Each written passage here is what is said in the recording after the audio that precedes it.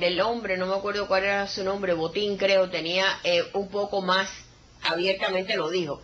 La otra, que es una mujer, Casa de Cristal, García Zarza, ella dice, pero así perfectamente, cómo ellos le tienen que dar los informes a esta comisión de prensa, que los tiene que verificar, ellos están censurados, entonces después se pone brava porque la critican en el exilio, o sea, el exilio es el malo después de todo lo que le hacen. Y entonces yo digo, señores, si es para que tuvieran la vergüenza de por lo menos cuando sale un informe de Cuba, decir, este informe ha sido chequeado por la Comisión de Prensa del régimen. Sin embargo, siempre hay momentos donde logran los opositores acercarse a los medios, claro. Las damas de blanco, cuando les están dando golpes. Sí, y también las maravillosas protestas a veces que han claro. realizado como en la escalinata del Capitolio. Claro. Y esos momentos son muy importantes, son los que tenemos que transmitirle al resto del mundo, porque lamentablemente hay muchos cínicos, muchos gobiernos que están negando la realidad claro. de la represión política en Cuba y se tiene que contrarrestar. Y lamentablemente muchos hasta se cuidan de no transmitir esas cosas porque la visa y la estadía de ellos ahí depende de eso. Es una pelea de mono con las manos amarradas. Yo lo entiendo y yo lo que me sirve para realzar, a mí lo que me sirve para realzar el valor de esos claro. que de la calle que no reciben nada. No, y que hay que destacar que esos periodistas no tienen ni acceso al internet, no tienen un teléfono muchas veces, no tienen lo que puede tener cualquier otro periodista. Vamos a una pausa y cuando regresemos continuamos hablando de las violaciones de derechos humanos en Cuba y les mostraremos un video donde la policía arrastra a 2 opositores. Más adelante la propuesta de Obama sobre la reforma financiera. No se muevan que ya regresamos.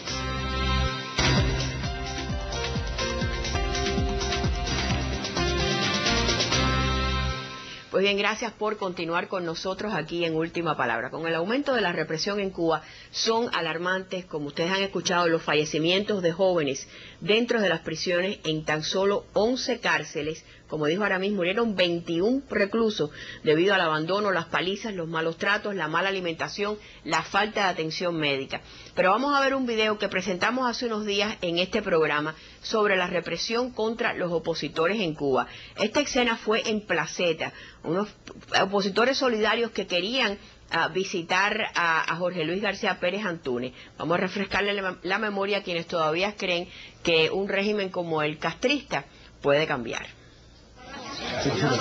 Ahí tienen ustedes. ¡Viva el derecho humano! ¡Viva! ¡Oh, dictadura! ¡Oh, derecho humano! ¡Viva! Ahora está siendo golpeada, está siendo sacada fuerza por intentar solidarizarse. ¡Viva!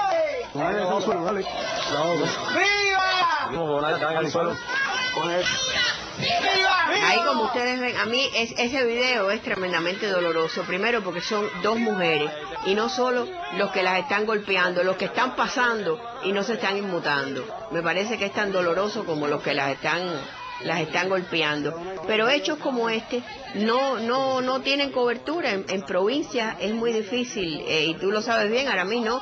Las denuncias es mucho más difícil que vengan de provincia que de la propia Habana, donde hay muchas más facilidades. Sin embargo, estamos viendo que los opositores en Cuba están utilizando todos los medios disponibles, el teléfono que tengan, el que puede lograr acceso a Internet para denunciar estas violaciones a sus derechos. Y lamentablemente estas escenas y peores ocurren todos los días en Cuba. Los activistas del MSL, que de 40 y tantos tienen en la cárcel, esto se tiene que denunciar y se está denunciando, pero lo más importante es el activismo a favor de la libertad que están haciendo ellos. Los reprimen porque ellos tienen fuerza, es un movimiento que está creciendo y eso les inspira temor. Y que no ha perdido la fuerza, precisamente la ola represiva del 2003 se hizo para aplastar y para acallar y para silenciar, enmudecer, y no fue así, y gracias a Dios, puedo decirlo así, hoy en día vemos que ese movimiento crece.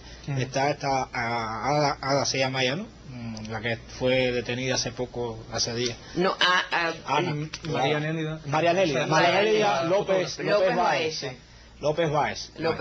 Que es prácticamente nueva, es un nombre nuevo que surge y como esos tantos otros nombres que están surgiendo en la oposición, en la disidencia y en la parte tan importante que yo considero que tan importante o más que la libertad de expresión, la de la prensa independiente, porque es la denuncia, es la opinión, es el criterio. Yo he visto criterios muy fuertes. Muy fuerte. Y ahí es clave la solidaridad internacional. Exacto. El caso de esta señora pues ha sido denunciado por Reporteros Sin Fronteras, que son muy dignos y defienden arduamente el derecho a la libertad de expresión. Y hay que decir que Reporteros Sin Fronteras, cuando empezó el periodismo independiente, se limitaba a 2 o 3 con sus grabadoras, a veces un papel y un lápiz, y comenzaron a transmitir denuncias. Cuando cayeron arrestados, yo me recuerdo que le explicamos a Reporteros Sin Fronteras, me dice, bueno, no son periodistas. Sí, son periodistas, y a partir de eso comenzó todo un movimiento de periodismo, y Reporteros Sin Fronteras desde el primer momento comenzó a denunciar los nombres de ellos como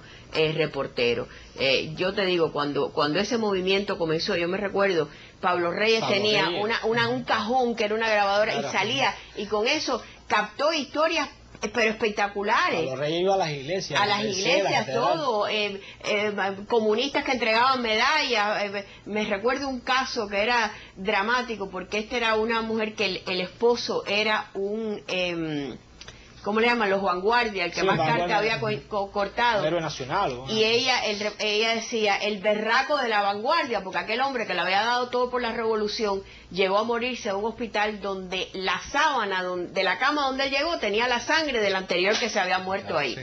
Entonces, todos esos testimonios son importantísimos porque muestran todas las distintas manifestaciones de resistencia que muestra el pueblo cubano frente a al sistema totalitario. Una resistencia que lleva 50 años, que se está fortaleciendo. Ininterrumpida, porque esas cárceles nunca han estado vacías. Y que yo creo que es la base del futuro periodismo que va a ser imprescindible para una Cuba democrática. Sí. Un periodismo sin fronteras, un periodismo no comprometido, comprometido simplemente con la libertad de la palabra y de la expresión. No, la opinión nuestra es que la sociedad civil independiente es un renacimiento del tejido social cubano, que nosotros lo hemos mantenido en el exilio, pero sin embargo, a pesar de los esfuerzos de cortarlo, se ha regenerado partidos políticos, las bibliotecas independientes y todo eso tipo de es asociación. un mosaico, como tú dices, de lo que es de una sociedad civil. Una sociedad libre, que son libres a pesar de los intentos que hacen mira, para ahí tiene, mira esa imagen, ese es un muchacho que no debe tener ni 15 años, y ahí se lo lleva ese policía, y